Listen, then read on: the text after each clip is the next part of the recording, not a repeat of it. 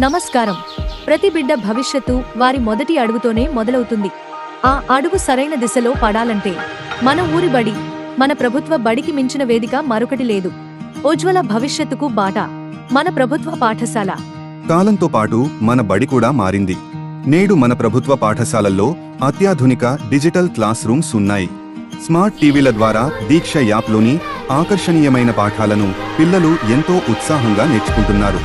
అనుభవం గల ఉపాధ్యాయులు కేవలం తరగతి గదికే పరిమితం కాకుండా ప్రకృతి ఒడిలో కూడా పాఠాలు బోధిస్తూ విజ్ఞానాన్ని అందిస్తున్నారు. ప్రభుత్వ పాఠశాలలో చదువుతో పాటు ఆటలు ఆనందం కూడా లభిస్తుంది.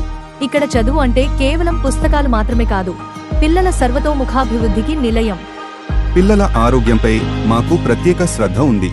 రుచికరమైన, పౌష్టికరమైన మధ్యాహ్న భోజనం అందించబడుతుంది.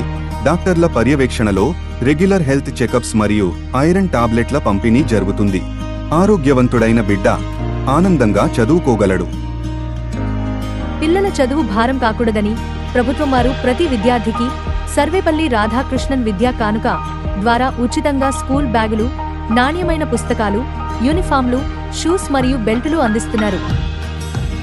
అంతేకాదు, తల్లికి వందనం వంటి ఆర్థిక ప్రోత్సాహకాలతో ప్రభుత్వం ప్రతి తల్లికి అండగా నిలుస్తోంది. ఒకే చోట ఇన్ని వసతులు, ఇంత నాణ్యమైన విద్య మరెక్కడ లభిస్తుంది?